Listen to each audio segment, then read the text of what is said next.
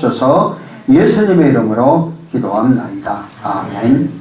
오늘은 우리가 이제 팔복 두 번째 애통하는 자는 복이 있나니 그들의 이의를 받을 것이요. 그래서 애통하는 자의 복.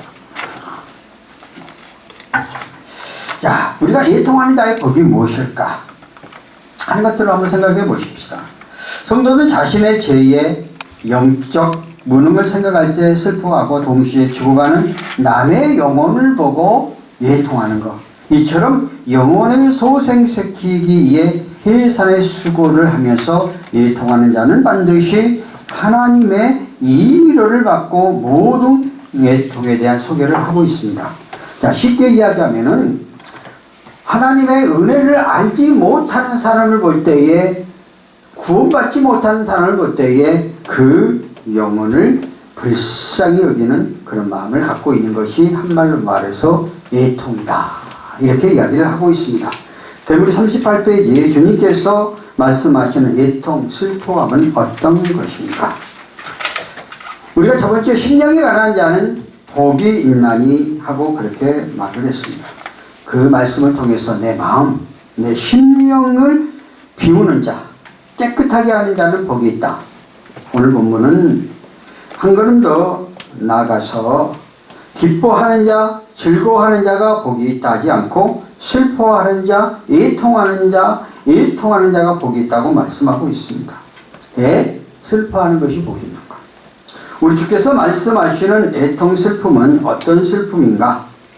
이것은 무엇을 잃어버린 고통스러운 마음이 아니라 또한 무엇을 이루지 못하여 억울하고 담대할 때 흐르는 눈물이 아니라 사랑하는 사람과 이별하여 흘리는 연민의 눈물도 아니고, 그리고 오늘 그래서 이 애통한다는 것은 슬퍼하고 히스기야 왕이 자기가 병에 죽게 됐을 때 병 낫기 위해서 통곡하며 우는 것이라든가, 또 아브라함이 자기의 부인 사라가 죽었을 때 죽음에 대해서 막 우는 그런 애통함이 아니고 그 영혼이 구원받지 못하는 것들에 대한 애통함을 말하고 있습니다.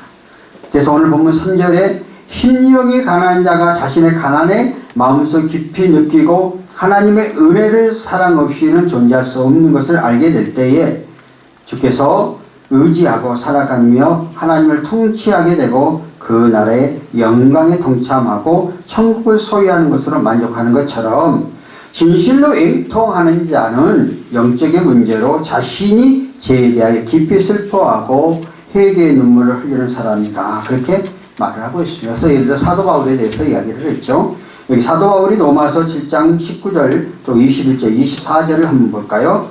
내가 원하는 바 선을 행하지, 여러분 39페이지 중간에 있어요. 내가 원하는 바 선을 행하지 아니하고 도리어 원하지 아니하는 바 악을 행하는도다. 그러므로 내가 한 법을 깨달았느니 곧 선을 행하기 원하는 나에게 왁이 함께 있는 것이로다. 내 속사함으로는 하나님의 법을 즐거워하노되 내 지체 속에 한 다른 법이 내 마음의 법과 싸워 내 지체 속에 있는 죄의 법으로 나를 사로잡는 것을 보는도다. 오라, 나는 공고한 사람이로다.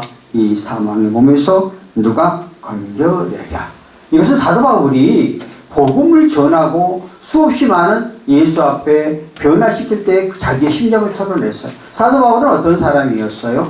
예수님 당시에 그는 사도 바울은 바리새인이라는 것은 오늘날로 말하면 가문, 최고의 우리나라로 말하면 양반 집안에 속하는 사람이고, 가말리아 문화에서 공부를 했다고 그러는데 오늘날로 말하면 최고의 학벌 서울대학교. 오늘날도 좋은 대학교 나온 사람들은 자기의 그 학벌에 쫙 얽매여가지고 얼마나 도도하고 그 학벌에 모여서 얼마나 교만함을 떠는지 몰라요. 저는 그 현장에 있잖아요. 저희 학교 같은데 신학교 교수들이 서울대 출신들이 굉장히 많아요. 서울대 철학과 나와가지고 또 숭실대 철학과 나와가지고 신학을 가고 그 다음에 미국 가가지고 또는 영국이나 또 프랑스 독일 가가지고 학위를 받았잖아요. 그러면은 그게 대단한 것처럼 아예 몸에다 뽀기고 다니는 거예요. 그 이야기 보면 아무것도 아닌데. 그러니까 그런 사람들은 평생 예수 안에서 신학자가 됐는데도 불구하고 이게 변화가 안 되는 그런 모습들. 여러분들이요, 박사 대단한 거 아니에요. 나도 해봤잖아요. 근데 아무것도 아니고, 할 때는 어렵고 힘든데 아무것도 몰라요. 그 분야 이해는. 그러니까 해보면 아무것도 아니에요. 근데 그 사람들 그걸 갖고 뭐 대단한 것처럼 여기거든요. 내가 칼빈대학교 가봤거든요. 학교 되게 좁아요. 그런데 무슨 칼빈대학교 나오면은 장로교 뭐 최고의 학부를 나온 것처럼 막 떵떵거리며 막 그 교수를 자랑하고 있거든요.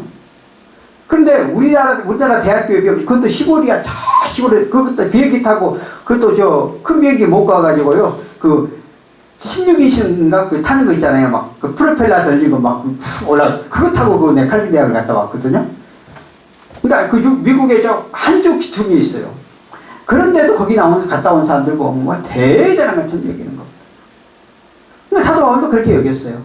가말리아 문화에 또 바리새인 가운데 또 로마 시민권을 가졌다고 그랬잖아요. 그 로마 시민권은 예수님 당시에 시민권을 갖는 거는 간단해요. 이 시민은 무조건 로마에 태어나면 시민권을 갖지만은 사도 바울은 로마 사람 유대인이잖아요. 그럼 시민권을 갖는 사람은 뭐예요? 그 나라 정부에다가 뭐를 해요? 엄청나게 공을 사고야 시민권을 갖는 거예요. 그러니까 시민권을 갖게 되면 우리나라에도 미국에 많은 사람들이 시민권을 가려고 하는 이유가 뭐예요? 미국의 시민을 가지면 세계를 다 통하니까. 뭐 요즘에 와서는 이제 많이 약화됐지만 옛날에는 그렇게 됐잖아요. 그러니까 그걸 따려고 얼마나 널그래요. 그러니까 그 로마의 사도 바울 같은 경우에 마지막 순교할 때에 십자가를 지지 아니하고 목베임 당했죠. 왜냐하면 십자가는 엄청난 고통이 자국민에게는 십자가 형벌을 안 해요. 그게 가장 고통이 적은 목을 쳐서 죽이죠. 그러니까 그 정도로 세상적으로 볼 때는 부와 명예와 권세, 오늘날 세상에서 자랑하고 있는 것, 돈, 명예, 다 갖고 있었어요. 그러니까 얼마나 그가 교만을 했겠어요. 그래서 예수님이 와서 예수님의 복음의 말씀을 전할 때 예수님을 믿지를 않았어요. 그리고 제사장의 공문을 가지고 다메섹 지역이라는 곳에 가서서 예수 믿는 사람들을 감옥에 넣기 위해서 그 고난을 가지고 다메섹 지역에 가다가 부활하신 예수님을 만난 거예요. 그 부활하신 예수님이 이제 바울이 원래 이름이 사울이었어요. 사울아 사울아 어찌하여 나를 핍박하느냐 하고 부활하신 예수님을 한상 가운데 보았어요. 그러니까 자기는 이때까지 예수님에 대한 부활의 존재, 예수님의 존재를 잘못된 것이라고 믿고 그 사람들을 감옥에 집어넣는데 앞장섰던 사람이었는데 갑자기 부활하신 예수님을 만나게 된 거 아니에요. 그러니까 완전히 360도 바꿔지는 거죠. 그러고 나서 어찌하여 나를 핍박하느냐, 내가 핍박하는 예수라고 말해요. 그러고 나서 갑자기 눈이 딱 멀게 되잖아요. 그러니까 눈이 멀게 돼서 꼼짝하지 못하는데 마치 그 지역에 이러한 선지자가 있었어. 그곳에 찾아갔더니 기도해주고 3일 만에 이 눈을 뜨게 되잖아요. 그러고 나서 완전히 변화가 되고 새로워지고 달라져서 복음에 전하는 사람으로 바뀌어졌잖아요.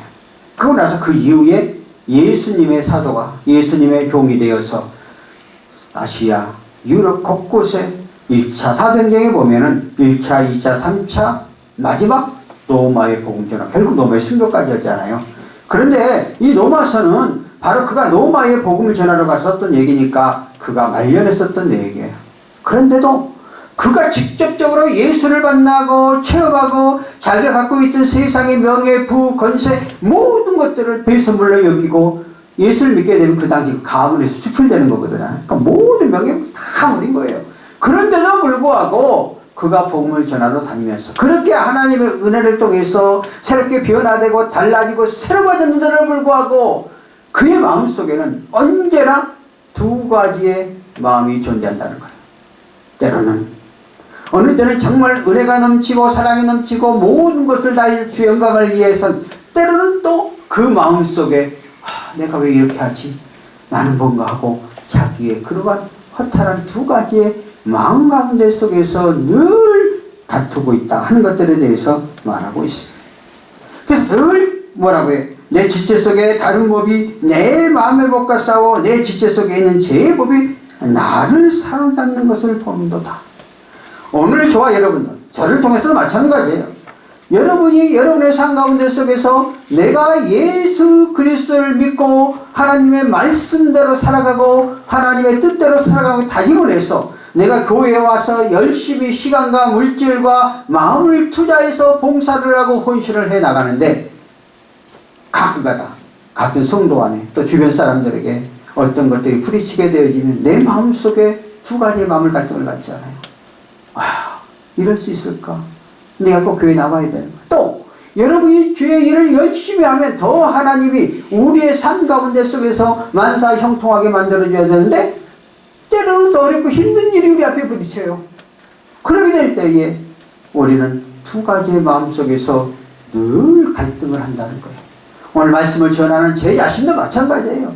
내가 지금 목사가 되어서 여기에서 말씀을 전하지만 나도 끊임없이 지금도 이런 두 가지의 마음, 두 가지의 삶 속에서 다투고 있는 거예요. 그런데 오라 나는 공고한 사람이로다. 이 사망의 몸에서 누가 가르니? 바로 우리의 인간이 이렇게 두 가지의 마음 속에서 늘 고민하고 고심하고 갈등하고 하는데 이러한 근본적인 문제에서 나를 해결해 줄 사람이 누구냐 이 말이야. 바로 여기서 이 사망의 몸에서 누가 나를 건드려? 우리를 권하신 예수 그리스도라는 거예요. 예수 앞에 서면 이런 갈등과 근원 속에서 바로 해결된다. 우리는 끊임없이 이러한 갈등 속에서 살아가는 그런 삶 가운데 속에서 주의 말씀 안에 서서 의지해 가면은 그것을 이겨간다는. 그래서 주의 말씀이 애통하는 자는 하나님 앞에서 자기의 죄, 자기의 연약함, 자기의 무능한 것을 좀 더 구체적으로 내는다. 그러니까 오늘 사도 바울이 성경을 13권이나 저술했던 그가 자기의 그 삶 속에서 무능함을 솔직하게 고백하고 나는 내 힘으로는 아무것도 할 수가 없다. 하나님의 은혜가 아니면, 하나님의 내 가운데 속에서 나와 함께 하지 않으면 도저히 할 수 없는 존재임을 스스로가 고백하고 있는 거예요. 그가 그렇게 일을 많이 했어도 끊임없는 이런 갈등 속에서 마지막까지 내가 이길 수 있는 것은 예수 그리스도를 붙잡고 나는 부족하고 연약한 존재이고 나는 아무것도 할 수가 없는 존재임을 깨닫고 그 하나님 앞에 더욱더 의지의탁해 가는 그러한 자세가 바로 애통하는 마음. 아무리 내가 힘과 권력과 명예가 있다 할지라도 내가 아니라 주님이 나를 붙잡아 주시고 나를 이끌어 주셔야만 할 수 있다는 철저하게 자기의 무능, 자기의 낮아짐을 나타내는 거예요. 제가요 오래전에요 사무총장 할 때에 김순규 장로님이라고 계셔요. 설교하는 것보다 이렇게 하는 게 하시다면 이해하니까. 그분은 국정원장을 했고요 법무장까지 했던 장로님이시고 그 집안이 전부 다 정말 그 믿음의 가정이죠. 그 노고시 변호사로 계실 때에 그분이 이제 믿음과 신앙이 좋으니까 우리 그때 당시에 저희 교단에 어떤 그 음란적인 그런 이렇게 여성 관계로 인해서 두 분이 매스컴에 대해서 투표된 게 있었어요. 그래서 치기만 하면 다 나오는 거야. 그러니까 목사님 그게 얼마나 부끄러워. 뭐 내용이 어떻든 간에 뭐 그거 다 각자 들어보면 사연 있지만은 이미 매스컴에 터져버리는 것은 막을 수 없는 거 아니에요? 그래서 한 분은 소천을 했고 한 분은 살아계셨어요. 그래서 이제 그분이 다 은퇴하고 우리 기독교에 대해서 기독교다 그러고 엄청나게 핍박을 하고 뭐 동성애하고 막 교회를 막 핍박하니까 그분이 별도 팀을 만들었어요. 인터넷 팀을 만들어 가지고 이런 것들 이거는 조직적으로 이런 것들을 막 올려 가지고 기독교를 폄하하니까 이걸 막기 위해서 그래서 별도의 그 법무팀을 만들어 가지고 그 노고수에 있던데 만들어서 이제 그것을 방어하는 작업. 저를 만나자고 그래서 이제 물론 사석에서 몇 번 만났죠. 만났는데 이제 왜 그러냐 그러니까 우리 교단 안에 그 두 분이 그런 문제가 있지 않느냐 이거를 내리자. 이게 창피스럽지 않느냐. 이게 그 유튜브에 내리는 것도 그냥 내리는 게 아니고 이제 소송을 걸어가지고 법적으로 승소해가지고 내려야 돼. 그러면 그것은 당사자나 직계가손이 돼야 돼요. 그래서 그거를 상의를 해서 만나가지고 알았다고 그러면은 내가 이제 그분들을 만나서 처리를 하겠다고. 그 대신 조그만 경비는 들어가야 되잖아. 이 법적 소송이 들어가야 되니까. 내가 지금 무슨 얘기를 하려고 그러냐면은 그분은 그러한 고위한 직위에 있고 높은 자리에 있고 이런 거 안 해도 돼요. 자기 혼자 편히 먹고 살 수도 있어요. 그런데 이것은 다 아쉬운 소리를 해야 되는 거 아니에요. 쫓아다니면서 아쉬운 소리를 해야 되는 거예요. 근데 왜 그랬을까? 그 속에는 예수의 영이 있는 거죠. 왜? 하나님을 믿는 사람들이 욕먹는 거에 대해서 뭐예요? 불쌍히 여기는 마음이 있는 거예요. 궁일한 마음이 있는 거예요. 그러니까 본인이 그건 돈이 돼요? 뭐가 돼요? 아니 뭐 솔직히 변호사들은 돈 없으면 변호 안 하잖아요. 그런데도 불구하고 자기의 사기를 투자해가지고 이런 일에 앞장서서 하는 거예요. 그거는 뭐예요? 하나님의 나라, 하나님 영광이 막여지는 이런 모습을 보고 그 일을 하고 계시더라고. 내가 그래서 굉장히 감동을 받았죠. 그분이 그런 그분이 갖고 있던 직위를 통해서 봤을 때에 이런 일 할 사람이 아니잖아요. 가만히 있어서 대우만 받을 수 있잖아요. 그런데 신이 쫓아다니면서 자기 돈 들어가면서 이런 일을 하고 계시더라고. 그래서 정말 이러한 것이 내 자신을 나타내는 것이 아니고 나를 죽이는 것이고 나를 더 겸손히 하면서 나가는 이것이 바로 애통하는. 그러니까 내가 갖고 있는 직이나 명예나 권세를 내세우는 게 아니냐, 그것을 다 접어두고 더 낮은 자세도 주의 영광을 위해서 일하는 이것이 바로 애통하는 자는 우리에게 주는 복이라는, 하나님의 나라가 막는데 하나님의 영광을 가리는 데에 대해서 불쌍히 여기는 그런 마음이죠. 자, 두 번째, 애통하는 자가 온하지 아니하는 죄가 있을 때에 그것을 붙들고 슬퍼하는 마음이라 그랬습니다. 기독교는 말씀의 종교이죠. 그래서 성경 66권의 말씀을 통해서 그것을 하고, 그 다음에 오늘날 성령의 조명, 예수님이 부활하시는 우리에게 거기서 성령을 주시고 성령의 66권의 성경의 말씀을 바탕으로 성령의 조명을 통해서 우리의 자신들을 죄임을 깨닫고 내가 부족함을 깨닫고 내가 연약한 존재임을 깨닫고 살아가는 그런 마음, 이것이 애통하는 마음이라는 것입니다. 그래서 복 있는 사람은 하나님 앞에서 자기가 죄인임을 깨닫고 제 과거 죄질 수밖에 없는 존재임을 슬퍼하는 거라는 거예요. 우리는 죄를 지을 수밖에 없는 존재. 아까 나는 공고한 사람이라다 이 사망이 늘 나를 건져냈고 사도바울의 고백처럼 우리는 아담의 후손이기 때문에 아담이 범죄한 이후 에덴 동산에 쫓겨난 이후 전 인류는 다 죄를 범할 수밖에 없는 존재예요. 나나 여러분들도 우리는 실제적으로 행동적으로 나타나서 행하지 않지만 마음으로 생각으로는 수없는 범죄와 갈등 속에서 우리가 살아가죠. 그런데 내가 그런 연약한 존재임을 깨닫고 나는 부족한 죄인임을 고백하고 시작하는 것이 이미 애통한 마음이라는, 애통한 삶 속에서 가는 것이라는 것이죠. 사도 바울은 로마서 7장 18절에 보면 내 속 곧 내 육신의 선한 것에 거하지 아니함을 줄 아느니 원하면 내게 있으나 선을 행하는 것이 없노라.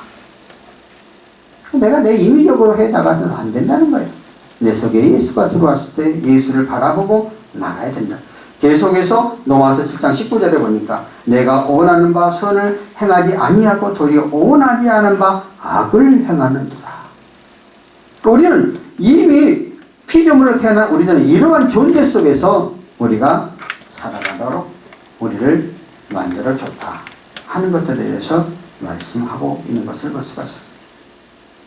그러므로 내가 한 법을 깨달았느니 그 선을 행하기를 원한 자에게 악이 함께 있는 것이라. 로마 7장이. 그래서 우리는 끊임없이 우리의 삶 속에서 두 가지의 갈등 가운데 속에서 우리가 살아가고 있는데 바로 이 갈등 구조 속에서 우리를 구원해 주신 게 로마 7장 25절과 로마 8장 1절 한번 볼까요? 우리 주 예수 그리스도 말미암아 하나님께 감사하리로다. 그런즉 내 자신의 마음으로는 하나님의 법 육신으로는 제 법을 숨기노라. 그러므로 이제 그리스도 예수 안에 있는 자에게 결코 정죄함이 없나니 이는 그리스도 예수 안에 있는 생명의 성령의 법이 죄와 사망의 벌에서 나를 해방하였습니다. 결국 인간은 늘 두 가지 마음 가운데 속에서 죄를 범할 수밖에 없는 존재 속에서 늘 갈등하는 그전 구조 속에 살아가는데 결국 예수 그리스도를 붙잡고 예수 그리스도 안에 들어오게 되어지면은 결국 성령의 검이 하나의 성령을 통해서 내 마음을 사로잡아서 그 죄의 길에 가지 아니하고 올바로 바른 길로 가도록 우리를 만들어 주신다는 거예요. 저와 여러분은 끊임없이 우리의 삶 가운데 속에서 육신적인 것을 선택할 거냐 영적인 것을 선택하냐 갈등 구조 속에서 우리는 반드시 예수 그리스도의 편에 서서 붙잡으면 처음에는 망할 것 같으나 처음에는 안 될 것 같으나 결국 승리하게 되어진다는 것이. 그래서 가장 중요한 것은 자기를 발견하고 애통하며 주께 속죄의 나는 부족하고 연약한 존재임을 알고 늘 하나님 앞에 간구하고 하나님의 은혜를 구하고 하나님의 뜻 안에 나가는 삶이 되어야 된다. 그래서 우리는 항상 기뻐하라, 쉬지 말고 기도하라, 범사에 감사하라. 이는 예수 그리스도 안에서 하나님의 뜻입니다. 그러니까 우리의 삶의 구조를 완전히 바꿔야 된다는 거예요. 그래서 늘 내 삶 속에서 감사 조건을 찾으라. 여러분들 우리의 삶 속에서 감사 조건을 찾으면 언제나 감사가 더 많은데 많은 사람들은 감사 조건들 비교의식을 갖고 나보다 잘나고 나보다 잘나가고 나보다 앞장선 사람 보니까 아이고 나는 뭔가? 나는 뭐 이렇게 생각을 해요. 그런데요 가만히 평균을 비교해서 보면은요 나보다 훨씬 어렵고 힘들고 어렵게 살아가는 사람이 더 많아요. 이거는 안 보는 거예요. 그러면 내 속에 감사가 나오죠. 내가 현재 이렇게 존재하고 살아가는 그 자체 속에서 감사가 나오는 거예요. 그러다 보면은 내 삶이 반드시 기뻐하는 삶으로 바뀌어지는 거고, 그래서 늘 기도하라는 것은 바로 그런 거거든요. 내가 늘 시험 받을 수밖에 없고 넘어질 수밖에 없고 자빠질 수밖에 없고 환경과 여건 속에서 우리의 마음은 갈대와 같이 이리 갔다 저리 갔다 수없이 이렇게 해가지 않아요. 그럴 때마다 하나님의 말씀의 기준에 의해서 또 하나님 옆에 나와서 우리 기도라는 게 있잖아요. 하나님 앞에 모든 걸 아뢰 수 있는 여력이 열려져 있잖아요. 그건 하나님 앞에 모두를 맡기고 의지하여서 다시 한번 나의 존재성, 나의 이 땅에 태어나서 오늘 내가 살아가는 나의 삶의 목적을 다시 한번 극복하게 나가는 우리가 되어야 돼. 이것이 바로 애통하는 마음이다. 이것이 바로 우리의 삶 가운데 내 인생관을 바로 잡고 나가는 것이라는 것입니다. 세 번째 보면은 신앙생활 하면서 자기의 영혼의 무능력에서 오는 애통함이 있다. 우리 사람들에게 소원이 무엇이냐고 묻으면은 성경 속으로 제1문 사람이 제일 되는 목적은 하나님을 영화롭게 하는 것과 영원토록 그를 즐겁게 하는 것이다 하고 말하고 있습니다. 오늘 우리들이 먼저 기도할 때에 우리는 주기도문의 기도를 가잖아요. 하늘에 계신 우리 아버지 이름을 거룩히 여김을 받으시오며 하고 정말 하나님 앞에 먼저 영광을 드리는 그런 기도를 해요. 그러니까 우리는 누구인가, 내가 어떤 존재인가 하는 그것부터 우리가 바로 알아야 정체성을 바로 알아야 된다는 것이죠. 그래서 나는 이제 바깥에 나그네도 아니고 우리 하늘의 천국의 시민권을 가진다는 거예요. 자, 우리 세상에 살아가는 존재는 똑같아요. 그런데 이 많고 많은 사람 가운데 우리가 현재 뭐 77억 된다고 그러더라고요. 그런데 카톨릭과 포함해서 예수 믿는 사람들이 한 38% 되더라고요. 그 다음에 무슬림이 15%인가 돼서 지금 23%까지 올라갔어요. 그리고 과거에는 무종교가 10% 정도 가까이 되는데 무종교가 지금은 5%도 안 돼요. 다 어떤 신적 대상을 갖는다는 거죠. 그러니까 과학이 발달하면 발달할수록, 이거 저번 주에 제가 강의한대요 얘들한테. 그 과학이 발달하면 발달할수록 과학자들은 또는 이렇게 사회학자들은 종교가 점점 안 믿을 것이다. 왜? 과학이 발달, 사회 문명이 발달되어지니까. 그런데 아니잖아요. 사회가 점점 4차원 세계대가 점점 복잡하고 점점 우리가 편안해지는 데로 불구하고 종교는 점점 많아져. 무교는 무신자는 점점 없어져요. 왜?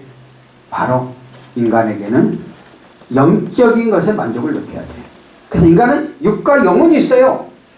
동물에게는 영혼이 없어요. 그러니까 본능적으로 했지만 사람에게는 육과 영혼이 있어서 육은 이 세상에서 내가 상황과 삶 속에 살아가는 걸 말하고 영혼은 마음의 심령의 평강이에요. 그런데 인간은 육적인 것 갖고만 절대 살아갈 수가 없어요. 영혼의 평강함을 느껴야 돼. 영혼의 평안함을 느껴야 돼. 그러니까 보세요. 세상에서 돈이 그렇게 많고 권력이 그렇게 많은 사람들이 한순간 자살하니까 많잖아요. 연예인들 보세요. 왜? 영혼에 대한 만족감을 못 느끼기 때문에. 그러면 우리는 예수 그리스도를 믿고 나가는 우리의 삶은, 육적인 삶은 어차피 엉겅퀴 같은 삶을 살아. 여러분이 생각할 때에 돈이 많고 또 뭐 권력이 있고 힘 있는 사람 가면 정말 행복한 것 같죠. 그 안에 들어가세요. 더 지지고 볶고 싸우고 앉아있어요. 막 집이 엄청나게 크면 행복한 것 같죠. 가서 청소를 나가면요, 그것도 힘들어요. 여러분이 정원이 엄청 많으면 행복하지, 그거 잔디 뽑으려다가 볼일 잘 봐요. 우리나라는, 미국 같은 나라는 그래 잔디 같은 게 그 자풀이 안 나는데, 우리나라는 자풀이 엄청 나가지고요, 처음 뒤에 정원 좋다고 그림 같은 집을 짓고 그 뭐 유행가처럼 해가지고 생각하고 딱 정원 주택 만들어 잔디 딱 깔아놨잖아요. 3년만 가면 잔디 다 뽑아버린대요. 왜냐하면 그 풀 뽑느냐고 너무 힘들어가지고. 그러니까 한상이야, 한상. 그러니까 결국 우리의 영혼을 만족시켜주는 것이 세상적인 것과 안 된다는 거예요. 우리는 종교성을 갖고 있는데, 많은 종교가 있는데, 그 가운데 속에서 참된 평안과 기쁨과 감격을 주는 것, 바로 예수 그리스도를 모십니다. 예수 그리스도는 살아계시고 우리의 삶 가운데 지금도 운행하시고, 이것이 믿음이 없이 내가 이 말을 하면 여러분 안 믿어져.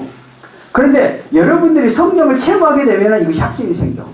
와, 맞구나. 이제 그렇게 되어지는 순간부터 내 인생관과 내 삶의 목표가 달라지게 되어진다는 거예요. 그러니까 여러분은 철저하게 이제는 하나님의 거룩한 백성, 영원한 시민권, 영원한 천국을 소유한 사람이야. 이 땅에서 삶에서 끝나는 것이 아니라 영원한 하늘나라가 영원토록 존재하는 나라가 존재하는 것.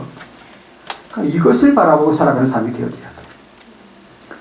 굉장히 우리의 삶 가운데 단순해요. 예수 믿으면. 그러면 내 마음속에 애통하는 마음, 불쌍히. 그러다 보니까 당연히 예수를 안 믿고 세상적으로는 돈이 많고 견세가 있지만 그거에 취해가지고 그것에 빠져있는 것을 보면은 그 마음을, 그 심령 상태를 보고 불쌍히 여기는 마음이 생기는 거죠. 그런 것들이 아무것도 아니라고 여겨지는 마음이 생기는 거죠. 그럼 내가 평안함을 얻는 거예요. 근데 우리 세상에 살아가면서 명예나 물질이나 이런 것들에 그거를 추구하다 보니까 결국에 나도 마고 사람 다 망하는 거잖아요. 바뀌어지는 거죠. 내가 얘기를 해도 쉽게 이야기하니까, 이번 주 목요일 날 40년 넘게 제가 초등학교, 중학교, 고등학교 동창을 만났습니다. 그렇게 만나게 된 계기는 간단해요. 나보다 3년 후배가 초등학교, 중학교, 고등학교, 우리 신학교의 9년 후배야. 나는 몰랐어. 그 친구가 어떻게 나를 알고 몇 년 전에 전화가 왔어. 그럼 조건 따질 거 아니에요. 그러고 보니까 지금 내가 만났던 친구가 그 동네에서 굉장히 친한 형님이라고. 그 형님 아니야? 야, 잘 알지. 그래서 이제 자기가 조선을 해갖고, 우리 남자끼리 3명 만났다가, 이제 이번에 부인들 다 모시고서 만났어요. 그러니까 얼마나 오랜만에 만난 거예요. 근데 지금 내가 무슨 얘기를 하려고 하냐면은, 그리고 이제 저번에 사모님들은 사모님들이랑 우리는 우리끼리 이렇게 앉아. 내가 나이가 최고 많지만은, 왜냐면 내가 동창들보다 한 살 더 많았으니까. 그 이야기를 하면서 한 친구가 이제 하나도 내 후배도 목사고 나도 목사니까 한 명은 목사가 아니잖아요. 여러 가지 이제 부모님 이야기를 하다가 이제 믿음에 대한 이야기를 했어요. 그랬더니 자기 엄마는 예수를 믿고 동생도 예수 믿고 자기는 안 믿는데, 그런데 자기 아버지가 마지막 임종하기 앞서고 교회에 와서 마지막 구원받고 천국을 갔다고 그렇게 말을 하는데, 자기는 그게 좀 이상하대. 믿어지지가 않는다는 거야. 그래서 내가 이제 쭉 설명을 하고 나서 이제 이게 그 가정에 복음을 넣는 좋은 기회다, 이게 생각을 한 거예요. 그러고 나서 내 후배한테, 야, 네가 계속해서 몸을 마련하고 그 가정을 구원시키는데 한번 노력을 해야 되겠다 하고 갔어. 그리고 내가 그냥 갈 때 그냥 가지 않고 나는 조그만 선물을 가지고 갔고, 그래서 내가 사실은 식사도 내가 그 내 후배가 뭐 식사를 냈더라고. 그래서 또 칭찬을 해줬지. 야, 너는 큰 교회니까 네가 잘 냈다. 목사가 내야지. 야, 그렇게 하고 내가 칭찬을 해줬는데, 그러면서 왜냐면 그때 내 마음속에 뭐가 생겼냐면은, 야, 엄마도 믿고 아버지도 마지막에 천국 갔는데 본인은 부인을 하는 거 아니에요. 내 영혼이 불쌍히 여기는 거 아니야. 그러면 얘는 이미 복음을 받아들일 수 있는 자세가 됐잖아. 왜 그러냐면은 어머니 교회 다니고 아버지가 마지막 믿었고 동생들이 믿는다는, 그런데 어떤 계기를 통해서 아직 못 영접하고 있는 거거든요. 그래서 좋은 기회여서 내가 그런 얘기를 했어요. 그게 뭐예요? 그것을, 그 영혼을 불쌍히 여기는 거예요. 그래서 미군 부대 다녀서 평택 거기 있잖아. 거기 그 앞에서 만났거든요. 요즘 코로나기 때문에 못 들어간다고 그래서 뭐 나중에 구경시켜준다고 그러더라고요. 하여튼 어쨌든 그러거든요. 그러니까 그런 마음을 가지라는 거예요. 애통하는 마음이라는 거예요. 그래서 구원받은 우리만 받는 게 아니라 그 구원받지 못 가장 우리가 가까이에 있는 형제, 가까운 동료들 이런 사람, 그러니까 내 속에 정말 구원의 감격, 내가 정말 죄인이고 예수의 은혜를 통해서 구원받은 하나님의 자녀라고 느낀다면은 우리의 삶 가운데 속에서 그 안에 들어오지, 그 천국관 안에 들어오지 못한 사람들을 심히 애통하는 마음과 그 영혼을 구원시켜야 할 그런 마음들을 갖고 나가는 거예요. 이게 바로 애통하는 자라는 거예요. 이러한 사람이 우리에게 천국의 복을 우리에게 주신다는 거예요. 그러니까 가장 중요한 것은 내 자신이 죄인이고 연약한 존재이고 나는 아무것도 할 수가 없고 하나님 은혜 안에는 할 수가 없다는 걸 고백하는 거예요. 사람이 그렇게 교만해가지고 순간순간 자기가 조금만 잘하면 자기가 잘한 것처럼 막 튀어나오려고 그러잖아요. 그러면 또 하나님이 어느 날 또 이상한 것을 줘갖고 그냥 한번 왕창 사람을 또 너는 못한 존재야고 아이고 하나님 천부의 의지 없어서 나 두 손 들고 갑니다. 잘못 이거 내 얘기를 하는 거예요. 예. 하면서 또 한번 그냥 붙고 또 자빠지고 그렇게 하거든요. 반복해서 계속 오라 공부한 사람이라 이 사망이 뭐 누가 나를 건져내 이게 사도바울의 그 고백이 난 느껴져. 나도 수없이 인간의 존재를 갖고 조금 잘 나가면 내가 잘해서 그런 것처럼 막 의를 나타내잖아요. 그럼 한 사건을 통해서 또 사람을 작살내게 만들잖아요. 그러면 또 한번 나는 부족하군요. 연약하군요. 주님이 나와 함께 해주고 내 삶 가운데 나를 붙잡아줘야 되지요. 그 사람은 불쌍히 여기는 마음. 반대로 내가 그런 마음이면 어떨까 하는. 여기 한 가지만 하고 마무리합시다. 여기 가운데 속에서 내가 좋은 구절인데 여러분 페이지 수에 보면은 사가 쪽에 보면 그 미국의 그 대통령 이야기가 하나 나와 있어요. 그거는 우리 삶 속에 참 의미 있는 내용 가운데 속에서 하나인 것 같아요. 무슨 내용인가 하면은 미국이 그 노예 해방 운동을 했었잖아요. 그 노예 해방 운동 44페이지에 보세요. 44페이지에 보시면은 미국의 심스 대통령 링컨이 노예 해방 운동을 하면서 나는 다른 사람의 잔등에 내린 채찍의 아픔을 느끼지 못하는 자를 불쌍히 여긴다고 하였다. 하물며 채찍을 맞으면서 일생의 노예 생활을 한 아픔이 얼마나 고통스럽겠는가.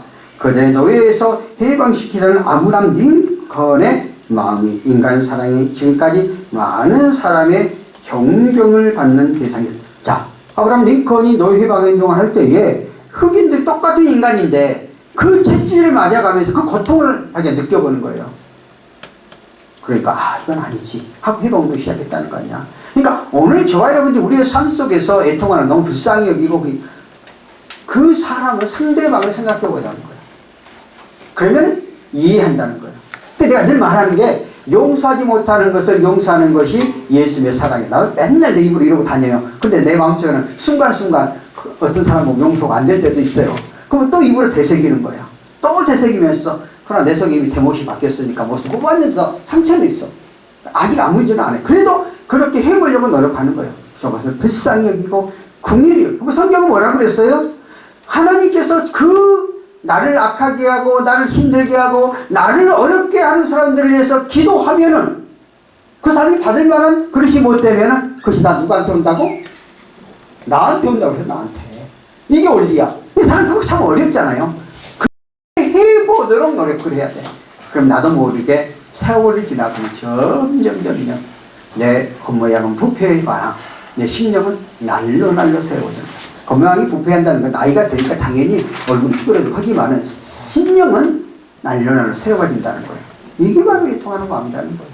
여러분들이 이런 마음을 가지고 우리가 주님이 주신 팔복 가운데 속에서 제2복을 누리게 하는 저예요. 다 우리는 안성된 사람이 아니에요. 각자 그 안성된 것을 향해서 가는 거고, 목사님 나도 이 설교를 하지만 내가 잘해서 하는 게 아니야. 이렇게 가자는 얘기지. 그러니까 여러분들이 합심하여 우리가 이런 말씀을 기억하고 나가는 우리가 됐으면 좋겠습니다. 살아계신 하나님 아버지 은혜를 감사합니다. 오늘 이 말씀을 통해서